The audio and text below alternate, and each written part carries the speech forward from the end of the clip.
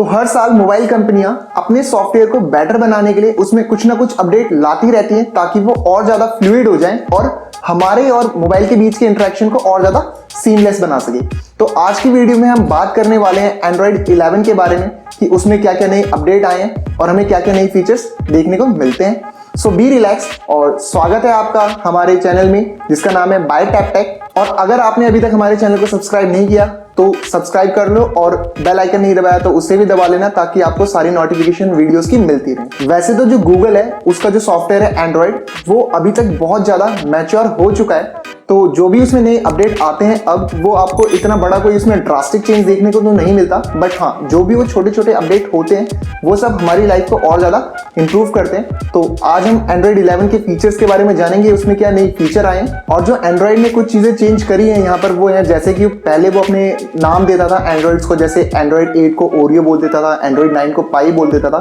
तो जब से उन्होंने एंड्रॉइड 10 लॉन्च किया तब से उसने नाम देना बंद कर दिया था, तो ना हमारे पास एंड्रॉइड 10 का कोई नाम है ना एंड्रॉइड 11 का कोई नाम है, वो सिंपली इसे एंड्रॉइड 11 बोलते हैं। तो जो यहाँ पर आपको पहला मेजर चेंज देखने को मिलता है वो मिलता है नोटिफिकेशन में। तो इस बार जो भी आपको नोटिफिकेशन मिलेंगी, सपोज करो आपको बहुत सारी नोटिफिकेशन मिलती है अलग अलग मैसेजिंग ऐप से, तो वो सारी एक तरफ ग्रुप हो जाएंगी और जो ज्यादा इंपॉर्टेंट नहीं है वो एक तरफ, यानी ट्रैश एक तरफ और इंपॉर्टेंट नोटिफिकेशन एक तरफ। और जो सेकंड चेंज आया है वो आया है मैसेजिंग ग्रुप को लेकर। जैसे आपने देखा होगा फेसबुक का जो मैसेंजर होता है, जब आप किसी से चैट करते हो अगर आपको कोई मैसेज भेजता है तो वहां पर एक बबल बना हुआ आ जाता है हमारी स्क्रीन के ऊपर। तो उसी तरीके से अब क्या होगा एंड्रॉइड 11 में जितने भी आपके मैसेजिंग ऐप है, अगर आपको कोई मैसेज भेजता है तो वहां पर एक बबल बना हुआ आ जाएगा और आप डायरेक्ट उस बबल का यूज करते हुए वहां पर उनसे चैट कर सकते हैं। जो तीसरा फीचर है ये कोई नया तो नहीं है, बाकी जितने भी हमारी कस्टम यूआईज होती हैं या कस्टम स्किन्स होती हैं वो सब ये हमें फीचर पहले से ही देती हैं। वो है स्क्रीन रिकॉर्डिंग का। तो एंड्रॉइड ने एट लास्ट हमारी बात सुनी ली है और हमें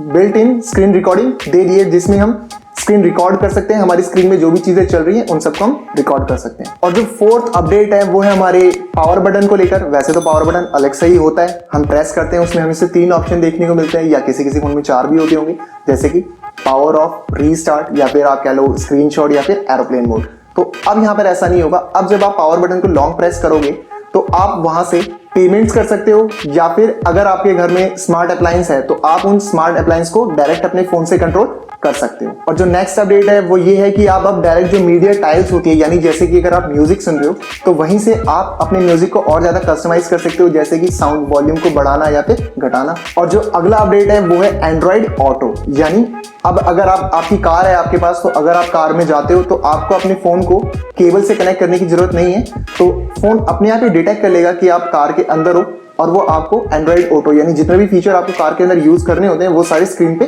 दिखा देगा। तो जो नेक्स्ट फीचर है वो मेरे हिसाब से सबसे बेस्ट फीचर है वो है वन टाइम परमिशन फीचर। इसमें क्या होगा, अगर आप कोई भी ऐप यूज कर रहे हो तो आप डिसाइड कर सकते हो कि उस ऐप को परमिशन कितने टाइम के लिए मिलनी चाहिए। जैसे अगर मैं चाहता हूं कि इस ऐप को परमिशन सिर्फ मैं एक टाइम के लिए दूं तो वो वन टाइम परमिशन का ऑप्शन है, और अगर आप चाहते हो सिर्फ ये ऐप तब परमिशन यूज करे जब मैं इस ऐप को यूज कर रहा हूं तो वो वाला ऑप्शन भी है, या फिर ऑलवेज ऑन परमिशन का ऑप्शन भी है। यहाँ पर इन्होंने एक और चीज ऐड करी है, जैसे अगर आपने किसी ऐप को कोई परमिशन दे दी बट अब सपोज करो आप उस ऐप को लंबे टाइम तक यूज नहीं कर रहे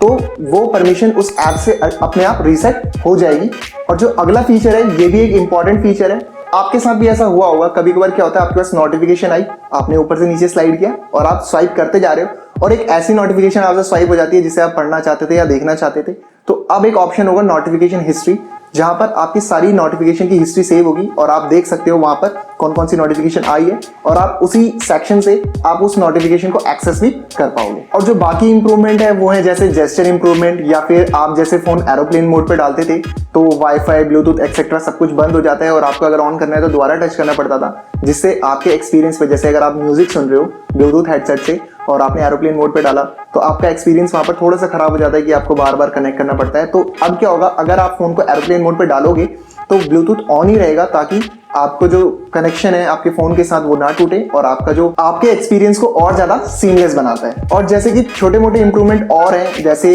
टॉक बैक फीचर को और ज्यादा इंप्रूव किया है और आपको नई इमोजी देखने को मिलेगी, यानी आप नई नई शक्लें बना के चैट कर सकते हो। तो ये थे वो सारे फीचर जो आपको एंड्रॉइड 11 में देखने को मिलते हैं। तो हमारी आज की वीडियो यहीं खत्म होती है, और अगर आपको हमारी ये वीडियो पसंद आई so please like, share and subscribe, and do not forget to hit that notification bell icon.